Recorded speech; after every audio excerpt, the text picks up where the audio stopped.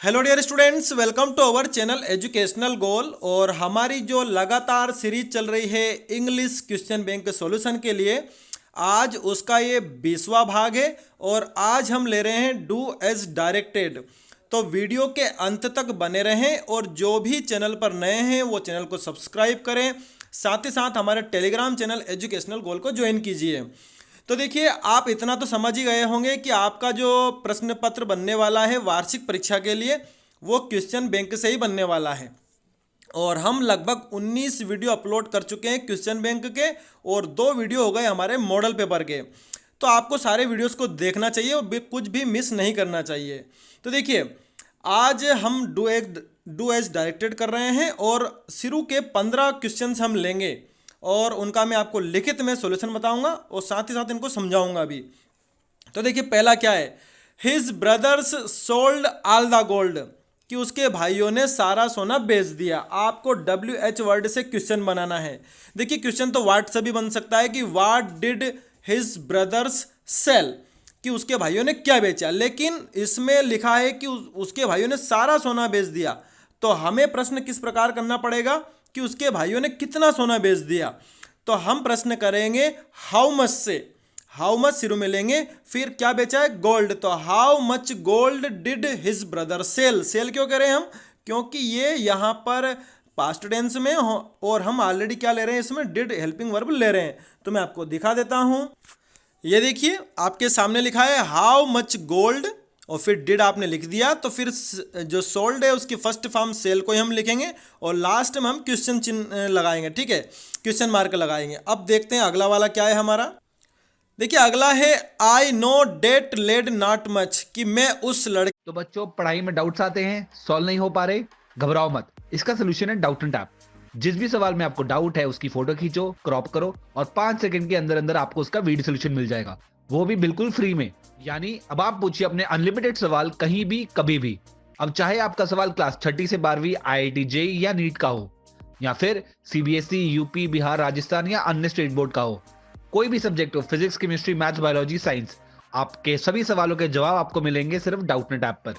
साथ ही डाउटनेट पर चल रही है क्लास 9वीं से 12वीं IIT JEE और नीट के बच्चों के लिए ऑनलाइन क्लासेस, जिसका हिस्सा बनकर देश के सभी राज्यों से बच्चे लेकर आए रैंक 1। तो आज ही डाउटनेट ऐप इंस्टॉल करो, अपने सभी डाउट्स भगाओ और टॉप रैंक ले आओ। को ज़्यादा नहीं जानता हूँ, आपको इसको बदलना है, वॉइस इसका बदलना है, यानी कि अभी एक्टिव वॉइस में आपको पैसिव वॉइस में इसको बदलना है। तो देखिए, ऑब्जेक्ट हमारा क्या है, डेट लेड, वो लड़का। तो डेट लेड एक ही है, तो हम उसके साथ हेल्पिंग वर्ब क्या यूज़ करेंगे, इज। That lad is. फिर हमारे पास ये ऑलरेडी नेगेटिव सेंटेंस है तो नॉट हम लगाएंगे, और जो हमारी इसके साथ मच जुड़ा हुआ है उसको वैसे लेंगे। तो that lad is not much, और फिर इसकी थर्ड फॉर्म हो जाएगी नो की नोन।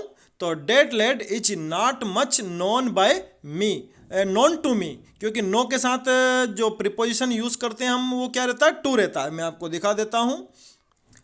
ये देखिए, that lad is not much known to me, know के साथ जो भी प्रिपोजिशन हम यूज करेंगे वो टू ही होना चाहिए, बाय नहीं लिखेंगे हम। ठीक है, बाकी जो हम पैसिव वॉइस बनाते हैं उसमें बाय लिखते हैं, लेकिन नो के साथ हम लिखेंगे टू।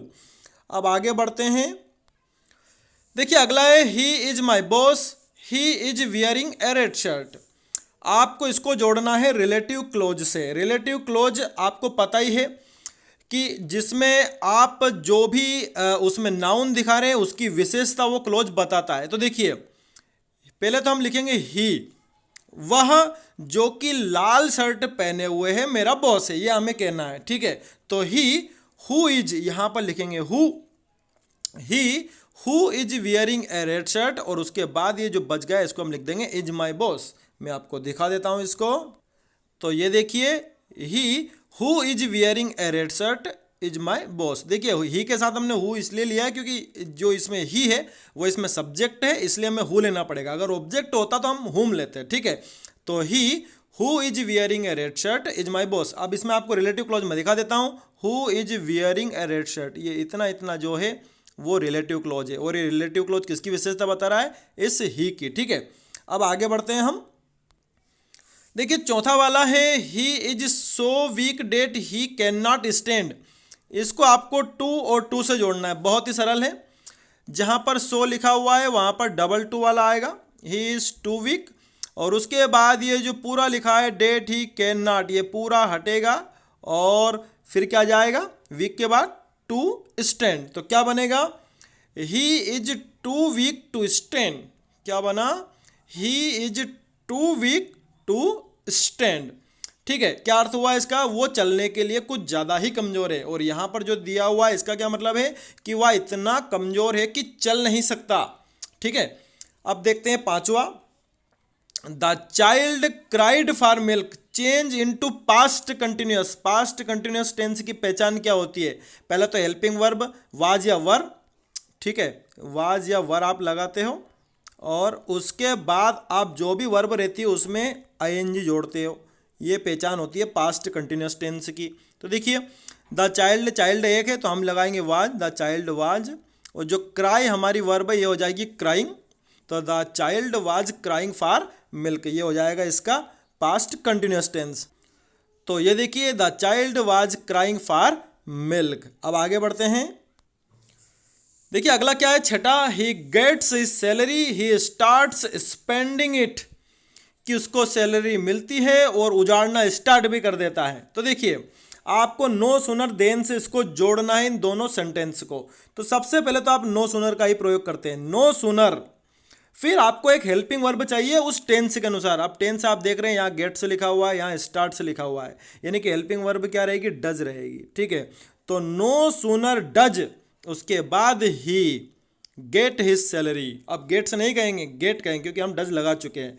तो क्या बोला मैंने, no sooner does he get his salary, और फिर लगाना है देन, और उसके बाद दूसरा वाक्य जोड़ देंगे। दूसरा वाक्य में कुछ भी परिवर्तन नहीं करना है, वैसा का वैसा हम लिख देंगे। देख लेते हैं इसको। तो ये देखिए, no sooner does he get his salary then he starts spending it. ठीक है, ये हो गया, नो सूनर आपने लगा दिया, उसके बाद हेल्पिंग वर्ब यूज कर ली, फिर गेट को गेट से नहीं करना है, गेट ही रखना है, और दूसरा वाला सेंटेंस देन लगा करके वैसा का वैसा ही आपको लिख देना है। अब आगे बढ़ते हैं, देखिए सातवां है, Raju right can either with hands. अब इसको आपको जमाना है, अरेंज करना है। अभी ये आगे पीछे है, जाहिर सी बात है इसमें सब्जेक्ट तो राजू ही है, तो राजू हमने लिख दिया। हेल्पिंग वर्ब दिख रही है क्या आपको, बिल्कुल दिख रही है, राजू कैन। क्या आपको वर्ब दिख रही है, राइट, बिल्कुल दिख रही है, राजू कैन राइट। फिर क्या लगा देंगे, विथ प्रीपोजिशन हो जाएगा, और फिर लास्ट में आ जाएगा either hands. Raju can write with either hands. देखिए इनको जमाने का तरीका यही है, सबसे पहले सब्जेक्ट देख लो, उसके बाद उसमें हेल्पिंग वर्ब हो तो उसको ले लो, फिर अगर मेन वर्ब हो तो उसको ले लो, प्रीपोजिशन हो तो उसका प्रयोग कर लो, और ऑब्जेक्ट हो तो उसको लिख दो। तो मैं आपको दिखा देता हूँ लिखित में इसको। तो ये देखिए, Raju can write with either hands या ईदर हैंड्स। ठीक है, इधर भी बोलते हैं, आइदर भी बोलते हैं। आगे देखते हैं हम अगला। देखिए अगला है, he can prepare T in a minute. Passive voice में इसको बदलना है। ऑब्जेक्ट क्या है इसमें, टी है, चाय ऑब्जेक्ट है, तो हम सबसे पहले टी को ही लिख देंगे, टी। अब देखो किस प्रकार का सेंटेंस है, ये है मॉडल वाला, इसमें मॉडल दिया हुआ है। तो टी कैन, और आपको मॉडल्स वाले पता है, हम बी लगा करके बनाते हैं। तो tea can be prepared, verb की third form, tea can be prepared by him in a minute.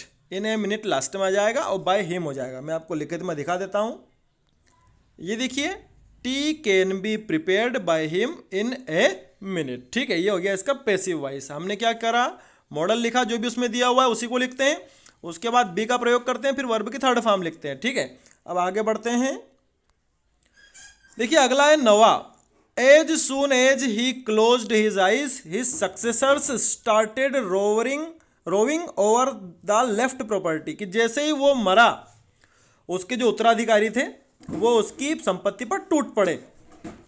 ठीक है, आपको इसको क्या करना है, एज सून एज इसमें से हटाना है, और नो सुनर देन से इस सेंटेंस को आपको जोड़ना है फिर से। तो देखिए जहाँ पर एज सून एज आया है वहाँ तो हम क्या करेंगे, नो सुनर लगा देंगे। तो हमने लगा दिया यहाँ पर स्टार्टिंग में नो सुनर। अभी मैंने आपको नो सुनर का तरीका बताया था कि नो सुनर जब हम लिखते हैं तो फिर हमें एक हेल्पिंग वर्ब का प्रयोग करना पड़ता है उस टेंस के अनुसार। तो यहाँ पर क्लोज्ड दिया हुआ है, तो जाहिर सी बात है हम डिड यूज करेंगे। तो नो सूनर डिड फिर हमारा सब्जेक्ट इसमें मौजूद है ही, तो no sooner did he close his eyes. अब हम क्लोज कहेंगे, क्लोज नहीं कहेंगे क्योंकि हम डिड बोल चुके हैं। तो no sooner did he close his eyes, फिर देन लगा करके दूसरा सेंटेंस वैसा का वैसा ही हम लिख देंगे, उसमें कोई परिवर्तन हम नहीं करेंगे। मैं आपको लिखित में दिखा देता हूं। तो ये देखिए, no sooner did he close his eyes then his successors started roving over the left property. ठीक है, ये हो गया आपका नो सूनर से। देखिए अगला है दे वर प्लेइंग फुटबॉल रफली, वो बहुत ही बेकार तरीके से फुटबॉल खेल रहे थे। अब आपको इसको बनाना है सिंपल प्रेजेंट टेंस से। तो देखिए क्या पहचान होती है, सब्जेक्ट होता है, वर्ब की फर्स्ट फॉर्म उसमें रहती है और बस यही पहचान होती है। तो आपने दे लिख दिया, अब इसमें हेल्पिंग वर्ब तो आएगी नहीं, जो भी वर्ब है उसकी फर्स्ट फॉर्म, तो दे प्ले फुटबॉल रफली, बस हो गया इसका सिंपल प्रेजेंट टेंस। मैं आपको दिखा देता हूं। तो ये देखिए, दे प्ले फुटबॉल रफली। अब चूंकि ये वीडियो हमारा 10 मिनट का हो चला है, तो बाकी हम अगले वीडियो में समझेंगे। Thanks for watching this video.